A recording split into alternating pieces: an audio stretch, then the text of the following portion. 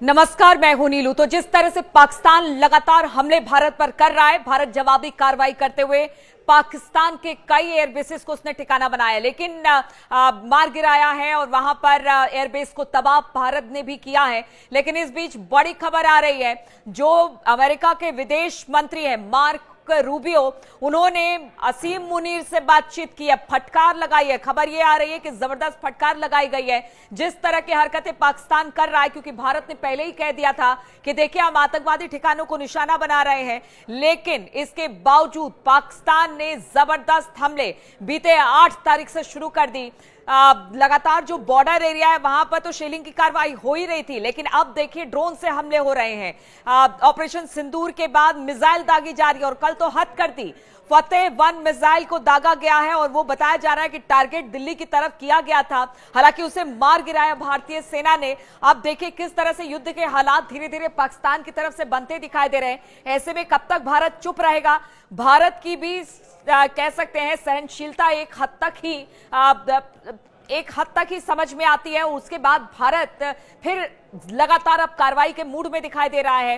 पाकिस्तान के 4 air bases को उड़ाए हैं भारत ने। अब ऐसे में देखिए टेंशन बहुत ज्यादा है। जो इंटरनेशनल कम्युनिटी है वो लगातार भारत पाकिस्तान के टेंशन को लेकर इस वक्त टेंशन में। G7 के देशों के जो जितने तमाम देश हैं उन्होंने कहा है कि भारत पाकिस्तान दोनों को संयम दिखाना चाहिए, बैठकर बातचीत करनी चाहिए। और अब अमेरिका के विदेश मंत्री मार्को रूबियो की बात की जाए तो उन्होंने असीम मुनीर से बातचीत की है।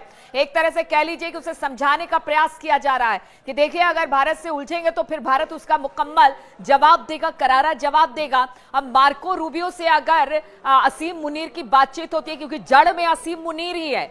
अगर पाकिस्तान की राजनीतिक पॉलिटिकल व्हील की बात की जाए तो इस वक्त जरा भी वो दिखाई नहीं दे रहा है। इस वक्त सेना लीड कर रही है।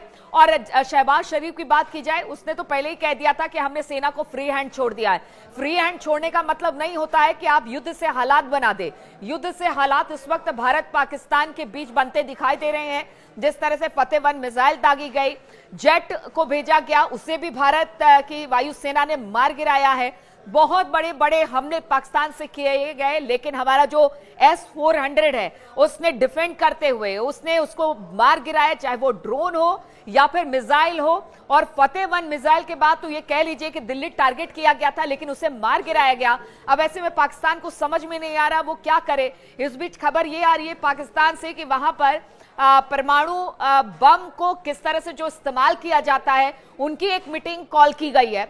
अब वो मीटिंग क्या है, कैसे है, क्योंकि देखिए इससे पहले अमेरिका कह चुका है कि देखिए पाकिस्तान और भारत दोनों परमाणु संपन्न देश हैं और ऐसे में संयम बरतने की अपील इसलिए दोनों देशों से की गई है। भारत तो बहुत संयम बरते, उसे पता है कि किस तरह से कहां पर हमला करना है जिससे कैजुअलिटी कम से कम हो, पाकिस्तानी नागरिकों को कोई नुकसान ना पहुंचे। लेकिन इसके बावजूद पाकिस्तान है वो जानबूझकर जो रिहायशी इलाके हैं भारत के वहां पर टारगेट कर रहा है। शेलिंग की कार्रवाई की जा रही है, मोर्टार दागे जा रहे हैं, गोली दागे जा रहे हैं, ड्रोन दागे जा रहे हैं, मिसाइल, जेट, सब उसने भारत की तरफ रुख कर दिया। लेकिन भारत भी इसके लिए पूरी तरह से तैयार था और भारत का जो S-400 है वो लगातार जितने ड्रोन्स और मिसाइल भेजी जा रही है उनको इंटरसेप्ट करके मार मार के गिरा रहा है। अब ऐसे में अगर अमेरिका के विदेश मंत्री मार्को रूबियो बात करते हैं असीम मुनीर से, तो इसके मायने आप समझ सकते हैं कि क्या है और क्यों आखिर जरूरत पड़ रही है पाकिस्तान के सेना के प्रमुख से